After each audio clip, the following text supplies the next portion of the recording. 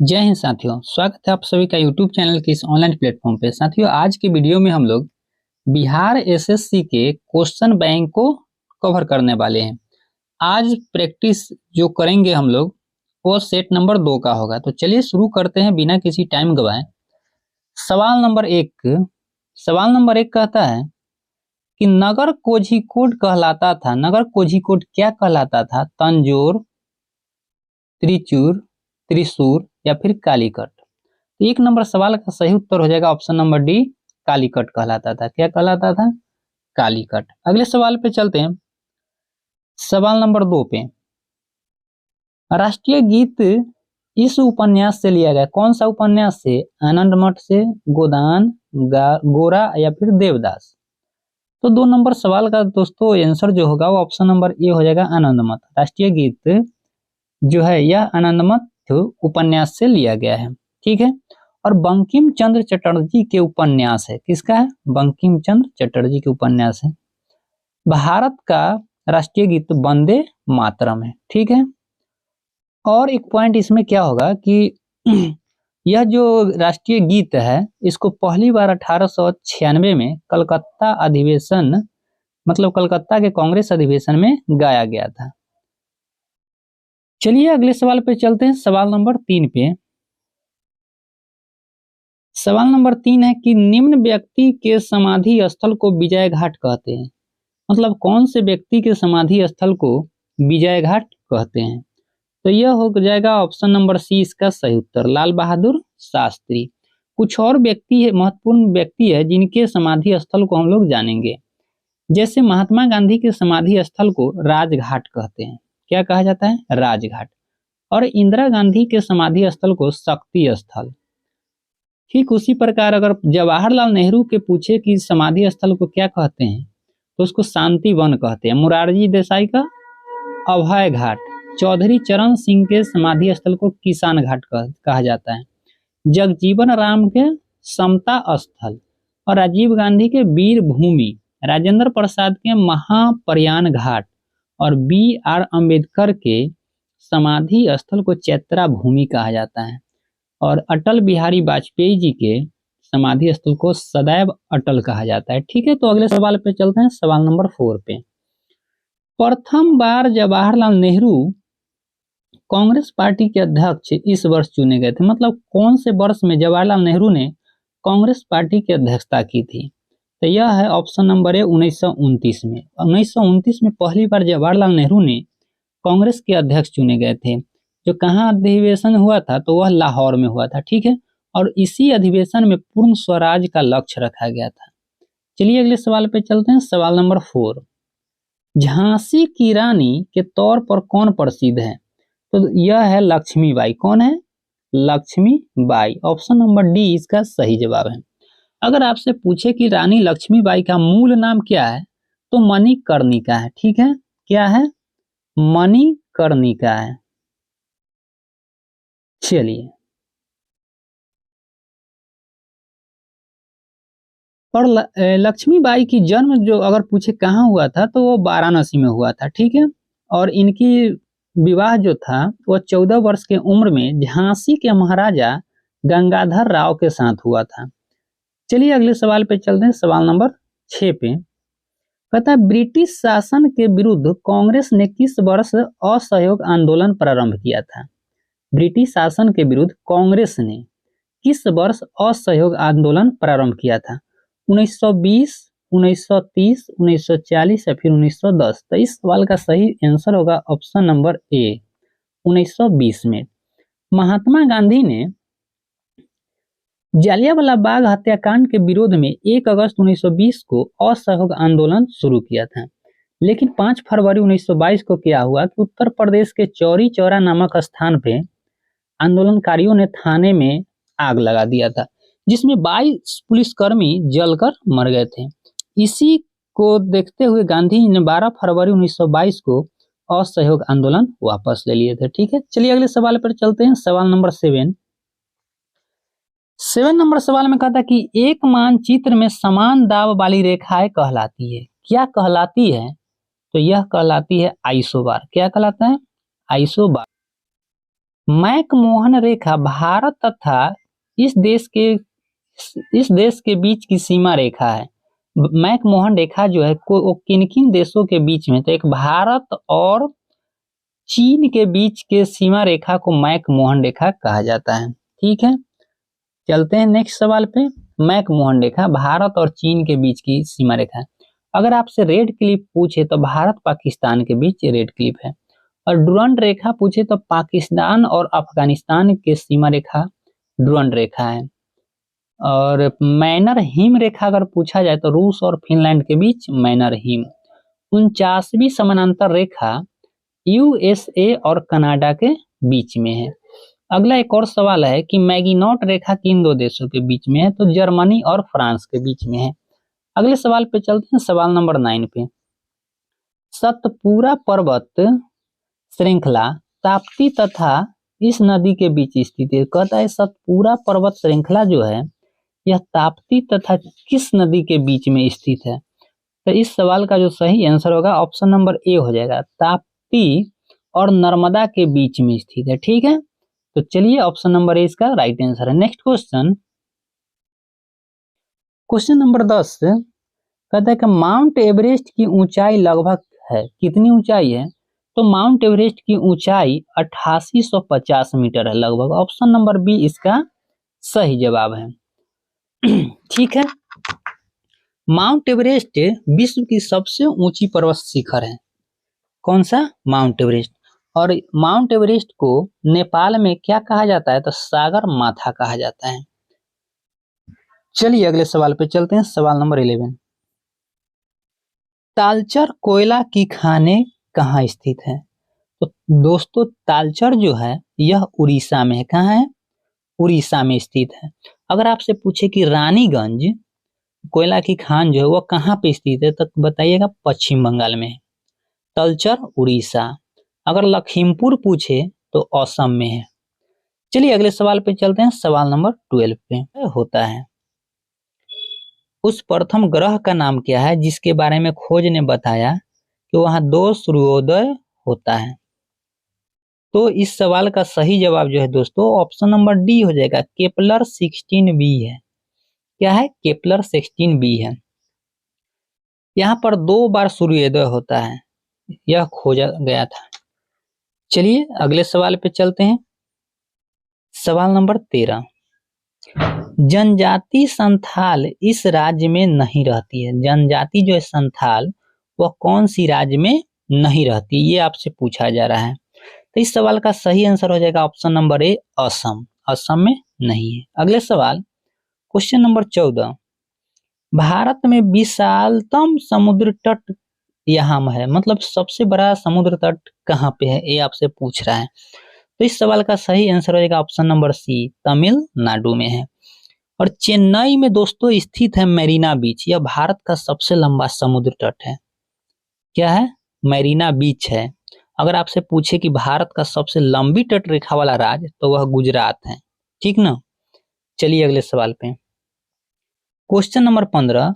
झारखंड के उस उत्तर में स्थित राज्य है, झारखंड के उत्तर में जो है कौन सा राज्य स्थित है, तो इस सवाल का सही आंसर दोस्तों ऑप्शन नंबर बी हो जाएगा, बिहार। झारखंड के उत्तर में बिहार है। ठीक है, और झारखंड बिहार से कब अलग हुआ था, तो यह 15 नवंबर 2000 ईस्वी में बिहार से झारखंड अलग हुआ था। और अभी वर्तमान में बिहार का कुल क्षेत्रफल कितना है, तो 94,163 किलोमीटर है। कितना है? 94,163 किलोमीटर स्क्वायर है, वर्ग किलोमीटर है। यह बिहार का क्षेत्रफल है। चलिए अगले सवाल पे चलते हैं, सवाल नंबर 16।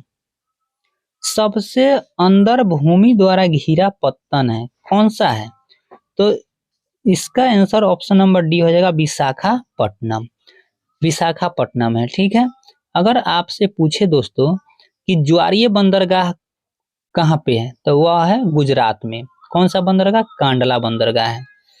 एक है एन्नौर बंदरगाह जो तमिलनाडु में स्थित है, और तूतीकोरिन बंदरगाह यह भी तमिलनाडु में स्थित है। तो तमिलनाडु में 2 बंदरगाह, एक एन्नौर और दूसरा तूतीकोरिन। चलिए अगले सवाल पे चलते हैं, सवाल नंबर 17। दिल्ली से कलकत्ता को जोड़ने वाली जोड़ने वाले राष्ट्रीय मार्ग का क्रमांक है, मतलब कौन सा राष्ट्रीय मार्ग है जो दिल्ली से कलकत्ता को जोड़ता है? तो यह है ऑप्शन नंबर बी, 2। राष्ट्रीय मार्ग कौन? 2 है। ठीक है। अगर आपसे पूछे कि भारत का सबसे लंबा राजमार्ग कौन है, तो NH-44 है। कौन है? NH-44। और सबसे छोटा NH-47A, मात्र 6 किलोमीटर है। ठीक ना। चलिए, अगर बिहार में पूछा जाए कि बिहार में सबसे लंबा राष्ट्रीय राजमार्ग कौन सा है, तो NH-31 है। नेक्स्ट सवाल, क्वेश्चन नंबर 18, केसर का मुख्य उत्पादक राज्य कौन है? केसर, दोस्तों केसर सबसे ज्यादा जम्मू कश्मीर में होता है। कहाँ? Jammu Kashmir. Option number C इसका सही जवाब हो जाएगा। अगला सवाल, क्वेश्चन नंबर 19, रबी की फसल की कटाई का मौसम इसमें होता है, कौन से महीने में रबी फसल की कटाई होती है? तो यह आपसे पूछा जा रहा है। तो दोस्तों इसका सही जवाब हो जाएगा ऑप्शन नंबर ए, रबी फसल की कटाई का जो मौसम है वह मार्च महीने में कटाई होती है। ठीक है। चलिए अगले सवाल पे चलते हैं। क्वेश्चन नंबर 20, बिहार में स्थित इस्पात संयंत्र है, बिहार में कौन सा इस्पात संयंत्र स्थित है? तो यह है टिस्को। कौन सा? टिस्को। यह अभी 2001 में क्या हुआ ना कि यह झारखंड राज्य में स्थित हो गया, Tata iron and steel company. ठीक ना, उससे पहले बिहार में ही था। चलिए अगले सवाल पे चलते हैं।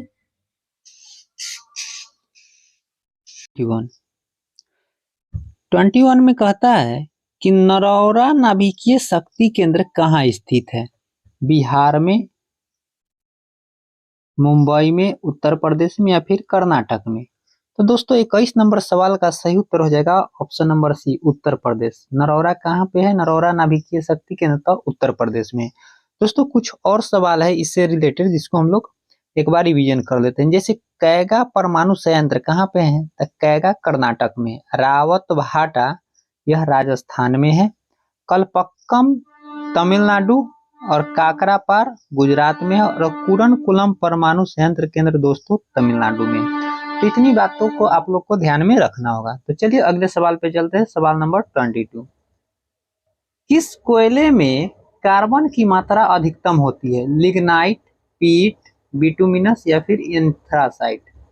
तो 22 नंबर सवाल का सही उत्तर हो जाएगा दोस्तों ऑप्शन नंबर डी, एंथ्रासाइट। इसमें कार्बन की मात्रा जो होता है वह 90% तक होता है। कितना? 90% तक कार्बन की मात्रा होता है। और सबसे निम्न कोटि का जो कोयला होता है वह पीट होता है। क्या होता है? पीट। यह सबसे खराब कोयला जिसको कहिए पीट है। अगला सवाल इससे बना कि लिग्नाइट को भूरा कोयला भी कहा जाता है। लिग्नाइट को क्या कहा जाता है? भूरा कोयला भी इसको कहा जाता है, भूरा कोयला लिग्नाइट को। तो चलिए अगले सवाल पे चलते हैं। सवाल नंबर 23 पे आते हैं। सवाल है कि नदियों द्वारा मिट्टी का जमाव कहलाता है, क्या कहलाता है? तो यह एलुवियल कहलाता है। क्या कहलाता है? एलुवियल। ऑप्शन नंबर ए इस सवाल का सही जवाब है।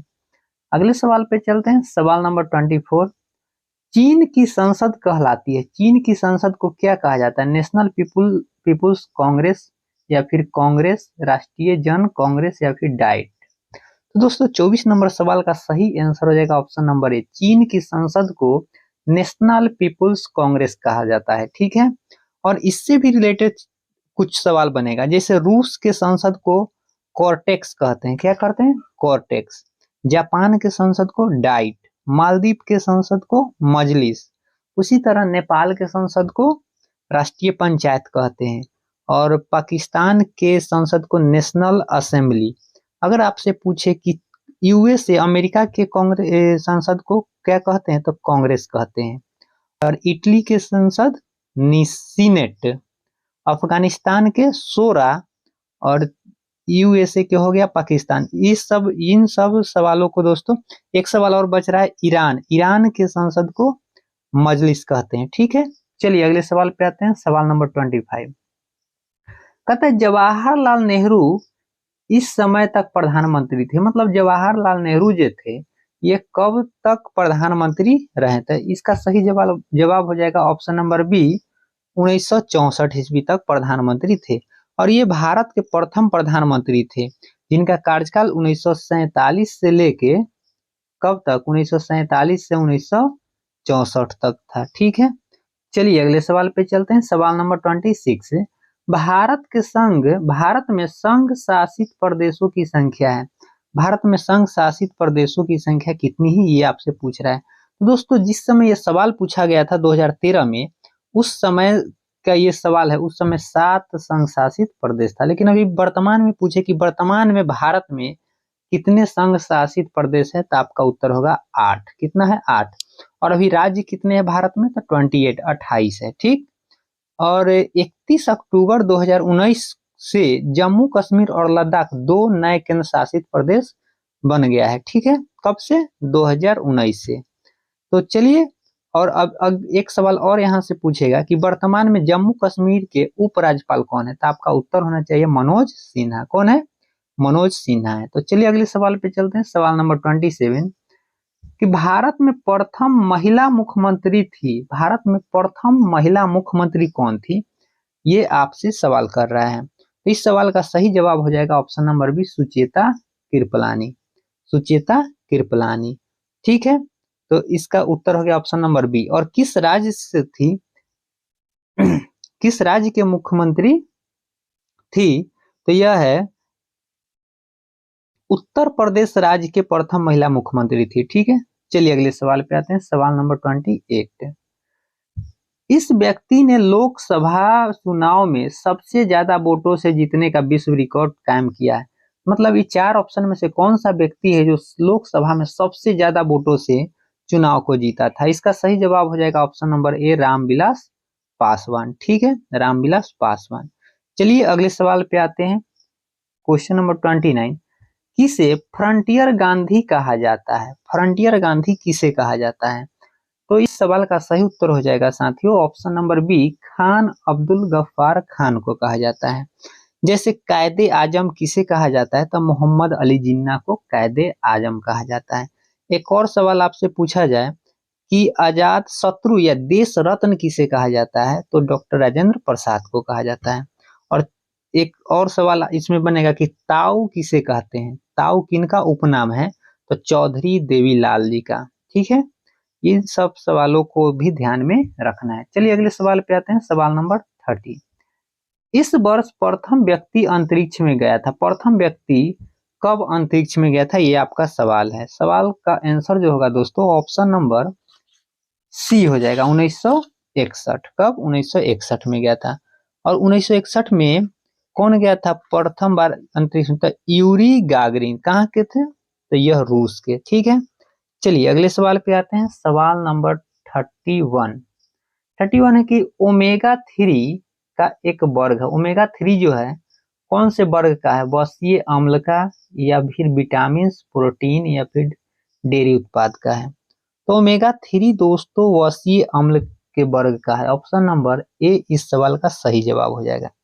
चलिए नेक्स्ट क्वेश्चन, सवाल नंबर 32 पे आते हैं। कहता है कि निम्न में से कौन परमाणु संरचना के सिद्धांतों से संबंधित नहीं था। मतलब परमाणु संरचना के सिद्धांत से कौन संबंधित नहीं है, ये आपसे सवाल कर रहा है। तो इस सवाल का सही जवाब हो जाएगा साथियों ऑप्शन नंबर डी, क्यूरी। क्योंकि क्यूरी का संबंध रेडियम से है। किससे है, रेडियम से है। ठीक है, चलिए अगले सवाल पे आते हैं। सवाल नंबर 33 पे कहता है इस धातु के यौगिक कुछ शीशों तथा साबुन दोनों के घटक है। शीशो मतलब शीशा है, साबुन का घटक है, तो कौन सा इसमें यौगिक है, तो इसका सही जवाब हो जाएगा साथियों ऑप्शन नंबर बी, पोटेशियम है। कौन है, पोटेशियम। ऑप्शन नंबर बी सही आंसर है। अगले सवाल पे चलते हैं। सवाल नंबर 34 पे, और 34 में है कि इस तत्व का परमाणु भार मानक के रूप में लिया जाता है। मतलब कौन से तत्व का परमाणु भार मानक के रूप में लिया जाता है, तो सही जवाब होगा साथियों ऑप्शन नंबर 1, कार्बन का। किसका, कार्बन का हो जाएगा। चलिए अगले सवाल पे चलते हैं। सवाल नंबर 35 पे, हाइड्रोजन के समस्थानिकों की संख्या है। हाइड्रोजन के कितने समस्थानिक होते हैं आपसे पूछ रहा है, 4, 3, 2 या फिर 1। तो सही जवाब होगा साथियों ऑप्शन नंबर बी, 3 समस्थानिक होते हैं। अब कौन कौन समस्थानिक होते हैं, तब प्रोटियम, ड्यूटेरियम और ट्राइटियम, तीन समस्थानिक होते हैं जिसको हम नाम बोल दिए। एक सवाल यहाँ से बनेगा कि हाइड्रोजन की खोज किसने किया था, तो आपका आंसर होगा हेनरी कैवेंडिश ने किया था। ठीक है, चलिए अगले सवाल पे आते हैं, सवाल नंबर 36 पे। 36 में कि पिच ब्लेंड इसका एक अयस्क है, पिच ब्लेंड जो है किसका एक अयस्क है, ये आपका सवाल है। और इसका सही जवाब हो जाएगा साथियों ऑप्शन नंबर ए, यूरेनियम का। किसका? यूरेनियम का। अगर आपसे आगे सवाल पूछे कि बॉक्साइट किसका अयस्क है, तो आपका सही आंसर होगा एल्यूमिनियम। और क्रायोलाइट, कोरंडम, देखिए साथियों बॉक्साइट, क्रायोलाइट, कोरंडम ये सब एल्यूमिनियम के अयस्क है। अगर आपसे लोहा का अयस्क पूछा जाए तो हो जाएगा हेमेटाइट, मैग्नेटाइट, सीडेराइट, लिमोनाइट, ये सब लोहा आयरन के अयस्क है। ठीक है, अगर आपसे पूछे कॉपर का अयस्क यानी तांबा का अयस्क क्या है, तो आप बताइएगा cuprite, copper pyrite, copper glass, ये तीनों कॉपर का अयस्क है। ठीक है, अगर आपसे लेड का यानी सीसा का पूछे कि अयस्क बताइए तो गैलेना होगा। अगर पारा का होगा पूछे तो पारा का सिनेबार। चलिए अगले सवाल पे आते हैं, सवाल नंबर 37 पे। कहता है कि मिश्र धातु एल्यूमिनियम ब्रॉन्ज में उच्चतम अनुपात में उपस्थित तत्व है। कौन सा तत्व उच्चतम अनुपात में उपस्थित है, तो इस सवाल का सही जवाब होगा साथियों ऑप्शन नंबर सी, तांबा है। क्या है?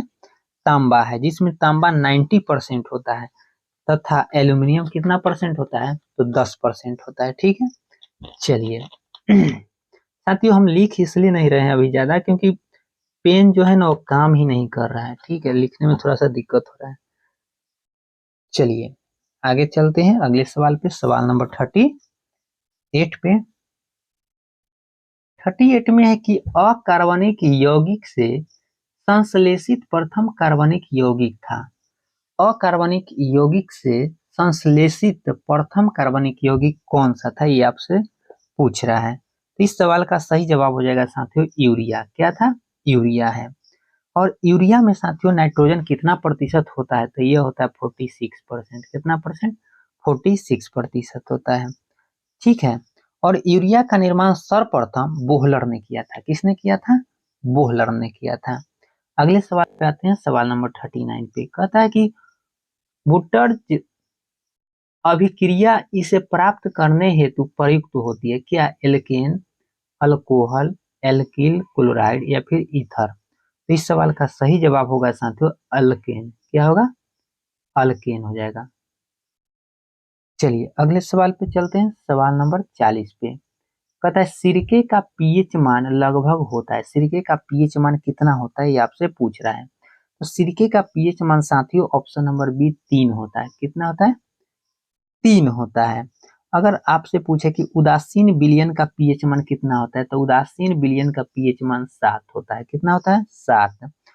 जबकि अगर आपको ध्यान में रखना है कि जब पीएच मान अगर 7 से कम हो तो वह अम्लीय होता है तथा 7 से अधिक हो तो वह क्षारीय होता है। अगले सवाल पे आते हैं, सवाल नंबर 41 पे। ग्लिसरॉल में प्राथमिक एल्कोहलिक समूहों की संख्या है कितने? 3, 4, 2 या फिर 0। तो दोस्तों 41 का आंसर जो होगा वह सी हो जाएगा। क्या हो जाएगा? सी, 2। ग्लिसरॉल में प्राथमिक एल्कोहलिक समूहों की संख्या 2 है। चलिए नेक्स्ट क्वेश्चन पे आते हैं, क्वेश्चन नंबर 42। प्रकाश संश्लेषण का प्राथमिक उत्पाद है। क्या है प्राथमिक उत्पाद? तो इसका सही जवाब हो जाएगा ऑप्शन नंबर बी, ग्लूकोज है। क्या है? ग्लूकोज है। चलिए नेक्स्ट क्वेश्चन पे आते हैं, क्वेश्चन नंबर 43।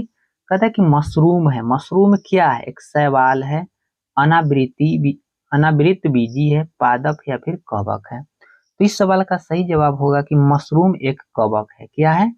कवक है। ऑप्शन नंबर डी इसका राइट आंसर है। और साथियों कवक का अध्ययन क्या कहलाता है, तो माइकोलॉजी कहलाता है। क्या कहलाता है? माइकोलॉजी। और ईस्ट कवक का उपयोग बेकरी उद्योग में करते हैं। ठीक है, बेकरी उद्योग में। अगले सवाल पे आते हैं, सवाल नंबर 44 पे।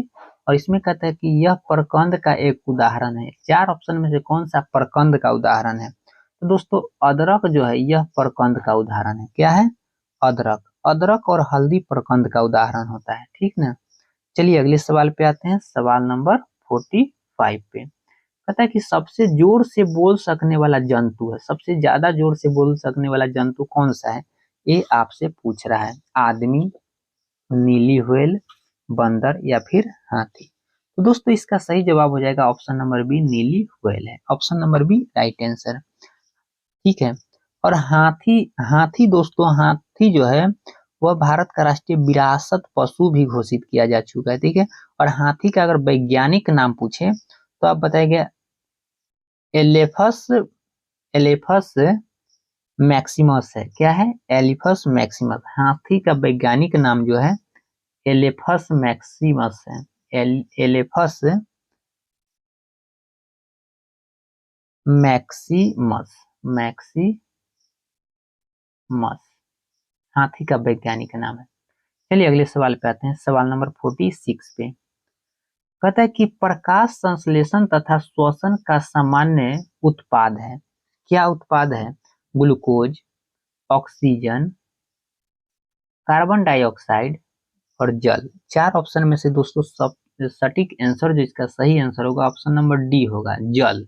प्रकाश संश्लेषण तथा श्वसन का सामान्य उत्पाद जल है, ठीक है। ऑप्शन नंबर डी इसका राइट आंसर है। नेक्स्ट क्वेश्चन पे आ रही है क्वेश्चन नंबर 47।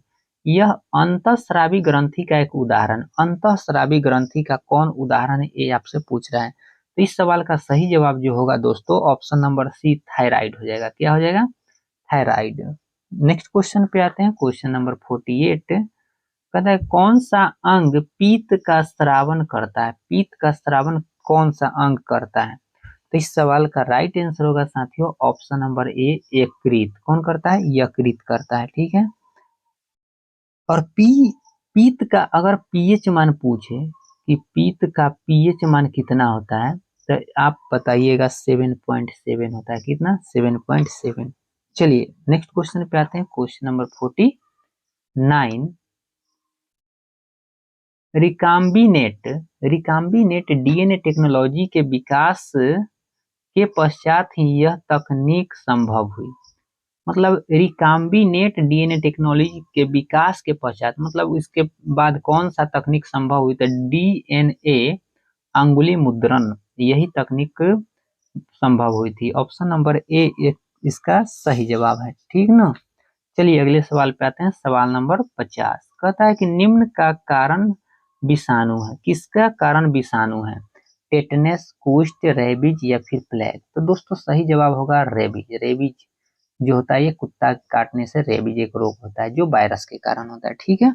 अगला सवाल, सवाल नंबर 51 कहता है कि गति का अध्ययन कहलाता है। गति का अध्ययन क्या कहलाता है? तो गति का अध्ययन काइनेमेटिक्स कहलाता है। क्या कहलाता है? काइनेमेटिक्स। ऑप्शन नंबर ए इस सवाल का सही जवाब है। Next question, question number 52। Quantum सिद्धांत का सुझाव किसने दिया?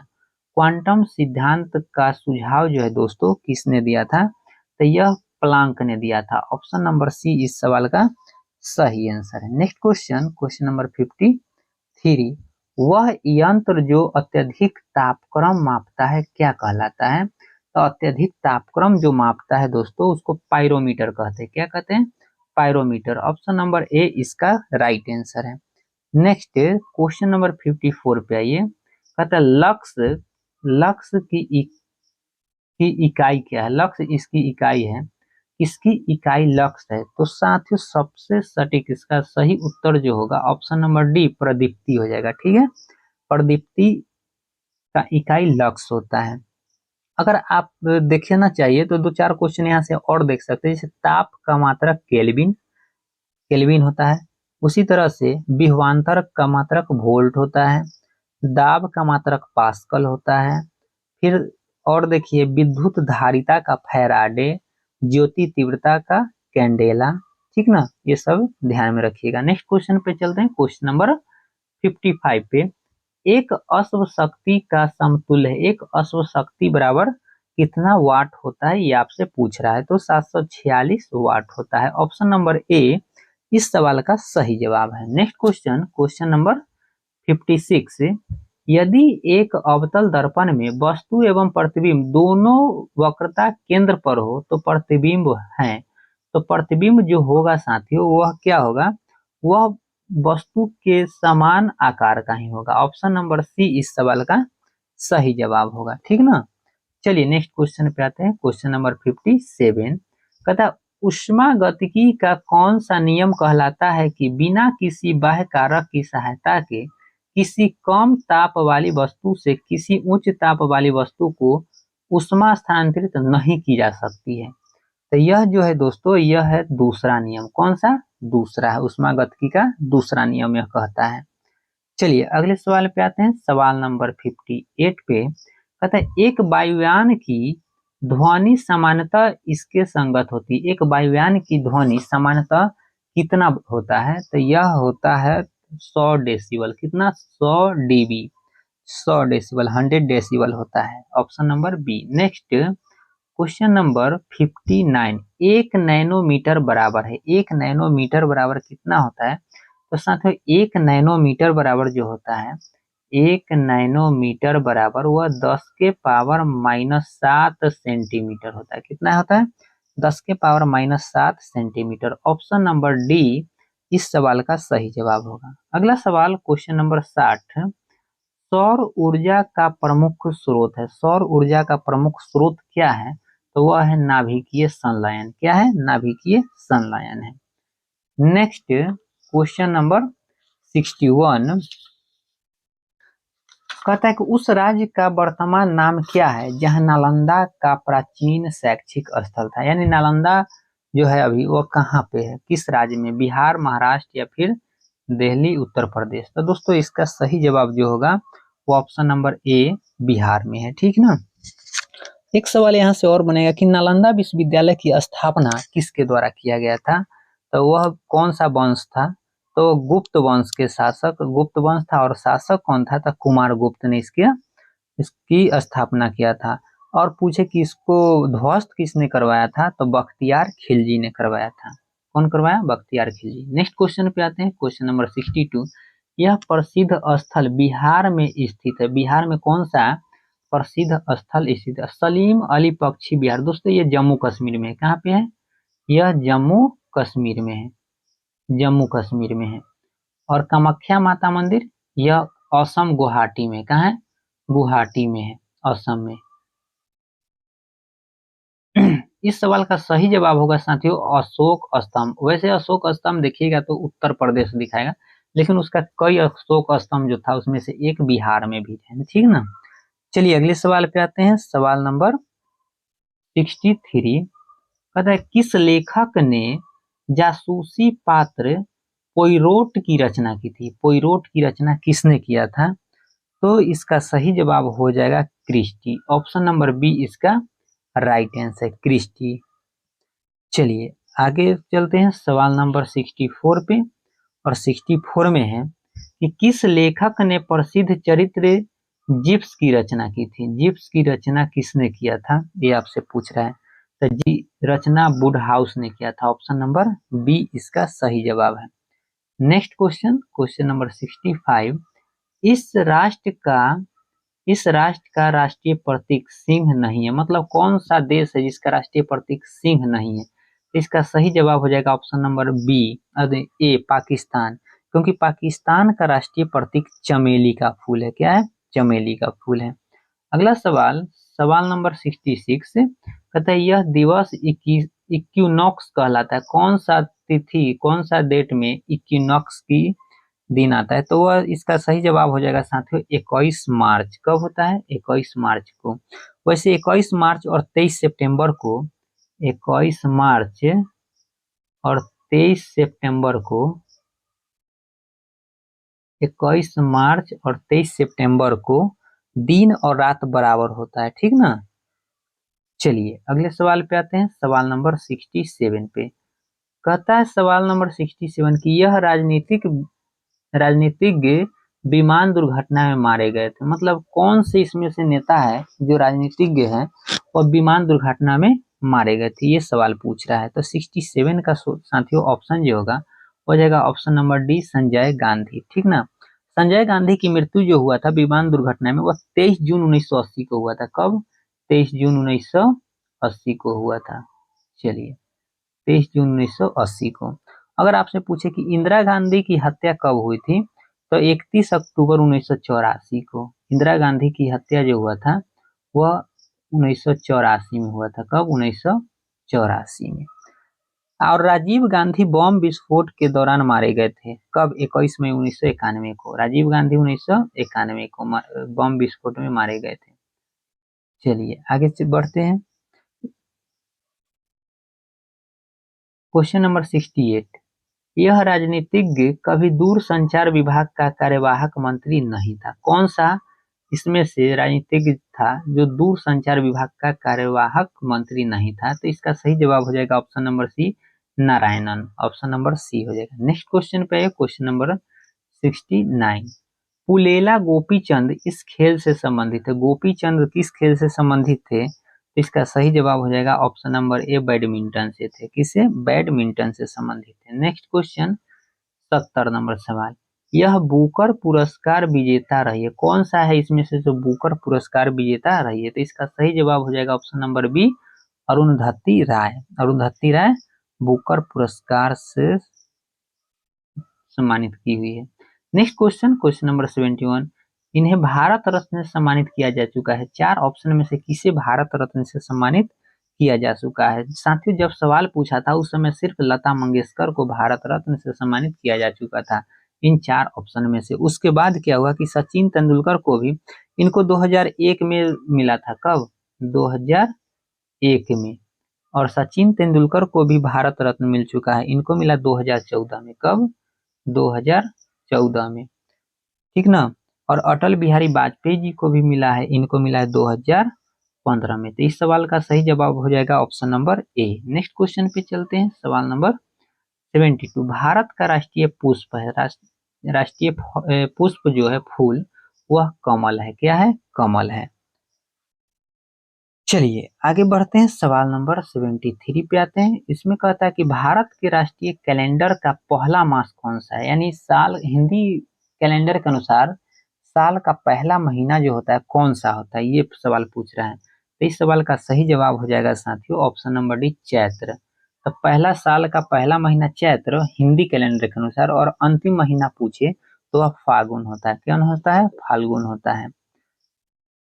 चलिए अगले सवाल पे आते हैं। सवाल नंबर 74, 5 सितंबर इस कारण मनाया जाता है क्योंकि यह इनका जन्मदिन था। किसके जन्मदिन पर 5 सितंबर को शिक्षक दिवस मनाया जाता है? तो एस राधा कृष्णन, यानी ऑप्शन नंबर सी इस सवाल का सही जवाब हो जाएगा। दोस्तों अगर पूछे कि विश्व शिक्षक दिवस कब मनाया जाता है, तो 5 अक्टूबर को मनाया जाता है। कब? 5 अक्टूबर को विश्व शिक्षक दिवस मनाया जाता है। अगला सवाल, सवाल नंबर 75 है कि इस पुस्तक पर आधारित यूट्यूब वीडियो बहुत लोकप्रिय था। कौन सा पुस्तक पर आधारित है? इसका सही जवाब जो होगा ऑप्शन नंबर डी हो जाएगा, the last lecture. Option number D right answer. Next question 76, यह राज्य नमक का उत्पादक नहीं है। मतलब कौन सा राज्य है जो नमक नहीं उत्पादन करता है? तो इसका डायरेक्ट सही आंसर बताते हैं साथियों, ऑप्शन नंबर बी हो जाएगा, बिहार। क्योंकि बिहार कोई समुद्र से सटा हुआ नहीं है, इसलिए यहाँ पे नमक का निर्माण नहीं होता है। अगर पूछे कि नमक, केंद्रीय नमक अनुसंधान संस्था कहाँ पे है, तो इसका सही उत्तर होगा भावनगर। कहाँ पे है? भावनगर में है। अगला सवाल 77, भारत में पहली बोलती फिल्म थी, भारत में पहली बोलती फिल्म कौन सी थी? तो इसका सही आंसर जो होगा दोस्तों वो हो जाएगा ऑप्शन नंबर सी आलमारा। कौन है? आलमारा। अगर आपसे पूछे कि प्रथम मूक फिल्म कौन है, तो वह है राजा हरिश्चंद्र। यह है मूक फिल्म। ठीक ना। पहली मूक फिल्म है राजा हरिश्चंद्र। चलिए अगले सवाल पे आते हैं। सवाल नंबर 78, सर्वप्रथम फीचर फिल्म की राष्ट्रीय पुरस्कार प्राप्त करने वाली पहली फिल्म थी। कौन सी पहली फिल्म थी? तो श्यामजी, क्या है? श्यामची आई। ऑप्शन नंबर बी इसका राइट आंसर है, श्यामची आई है। नेक्स्ट क्वेश्चन नंबर 79, वाक्यांश है जस्ट डू इट किस कंपनी से संबंधित है? जस्ट डू इट जो है दोस्तों यह नाइक कंपनी से संबंधित है। ऑप्शन नंबर डी इसका सही जवाब है। अगले सवाल पे आते हैं। सवाल नंबर 80 कहता है NSAID एनसाइड दर्द निवारकों की एक श्रृंखला में आई इसके लिए आता है। मतलब आई का फुल फॉर्म जो इसमें है, आई का फुल फॉर्म क्या होगा ये आपसे पूछ रहा है। तो इसका सही जवाब हो जाएगा दोस्तों इन्फ्लेमेटरी। ऑप्शन नंबर सी इसका राइट आंसर है। Next question, question number 81। अब करेंट का क्वेश्चन आ गया दोस्तों 2011 का। 2011 में किस नेता ने अनशन किया तथा इसे सद्भावना मिशन कहा था? तो किसने कहा था? तो अन्ना हजारे ने। इसका सही जवाब हो जाएगा ऑप्शन नंबर ए अन्ना हजारे। ये करेंट अफेयर्स का क्वेश्चन साथियों अब तो नहीं पूछेगा अभी, लेकिन बता देते हैं। चलिए कोई दिक्कत नहीं। नालंदा अंतर्राष्ट्रीय विश्वविद्यालय का पहला कुलपति किसे नियुक्त किया गया था? तो इस सवाल का सही आंसर जो होगा, सही उत्तर जो होगा दोस्तों ऑप्शन नंबर ए हो जाएगा, APJ अब्दुल कलाम को। नेक्स्ट अभी से 3-4 क्वेश्चन दोस्तों करेंट अफेयर्स का होगा, ठीक ना। कब का? 2011 का, मतलब पुराना क्वेश्चन है ये। क्वेश्चन अब तो आएगा नहीं, लेकिन फिर भी देखिए 2011 में किस भारतीय क्रिकेट के खिलाड़ी ने खेल के एक दिवसीय प्रारूप से संन्यास लिया था? 2011 में साथियों राहुल द्रविड़ ने लिया था। Option number C. Next question, question number 84। USA में 2011 में किस अंतर्राष्ट्रीय संस्था के भूतपूर्व प्रमुख को बंदी बनाया गया था? तो यह था IMF के भूतपूर्व प्रमुख था। Next question, question number 85। किस यूरोपीय देश ने 2011 में अपनी प्रथम महिला प्रधानमंत्री चुनी थी? तो इसका सही जवाब हो जाएगा ऑप्शन नंबर ए डेनमार्क। कौन है? डेनमार्क। नेक्स्ट EMI जो कर्ज के पूर्ण भुगतान से संबंधित है, इसमें ई किसके लिए आता है? ई का फुल फॉर्म इसमें पूछ रहा है क्या होगा? इक्वेटेड होता है। ऑप्शन नंबर बी इसका सही जवाब है। और पूरा देखा जाए कि EMI का फुल फॉर्म क्या होता है, तो इक्वेटेड मंथली इंस्टॉलमेंट होता है। क्या होता है? Equated monthly instalment. अगर आपसे पूछे ATM का फुल फॉर्म तो फिर बताइएगा ऑटोमेटेड टेलर मशीन, ठीक ना। अगला सवाल, भारत की श्वेत क्रांति के पिता कौन कहे जाते हैं? मतलब किसे कहा जाता है? तो इसका सही जवाब हो जाएगा option number Verghese Kurien. Option number C हो जाएगा। क्या हो जाएगा? सी हो जाएगा। चलिए अगले सवाल पे चलते हैं। सवाल नंबर 88। अमेरिकी विशेष सेना जिसने ओसामा बिन लादेन को मारा वह कहलाती है? मतलब अमेरिका की विशेष सेना है, उसको क्या कहा जाता है? उसको सील कहा जाता है। ऑप्शन नंबर सी इसका राइट आंसर है। नेक्स्ट 89। किसने लास्ट सफर को चित्रित किया था? लास्ट सफर को किसने चित्रित किया था? इसका आंसर हो जाएगा option number A Leonardo da Vinci ने। Option number A right answer है। Next question, question number 90। पृथक पंचायती राज मंत्रालय का गठन कब हुआ था? पृथक पंचायती राज मंत्रालय का गठन दोस्तों यह 2004 में हुआ था। ऑप्शन नंबर डी इसका सही जवाब है। नेक्स्ट क्वेश्चन 91 पे ये, निम्न में से कौन अन्य तीनों को समाहित करता है? मतलब 4 ऑप्शन में से 3 ऐसा है जो चौथा में समाहित हो जाएगा। ऑप्शन है पारितंत्र, कम्युनिटी, आबादी और जाति। तो दोस्तों इसका सही जवाब हो जाएगा ऑप्शन नंबर ए पारितंत्र में कम्युनिटी भी आ जाएगा, आबादी और जाति सब आ जाएगा, ठीक ना। नेक्स्ट क्वेश्चन, आज के सेशन में 91 सवाल था जो कंप्लीट हो गया है। फिर हम लोग इसी तरह से अगले सेट में आएंगे, अगले वीडियो में। जय हिंद, जय भारत।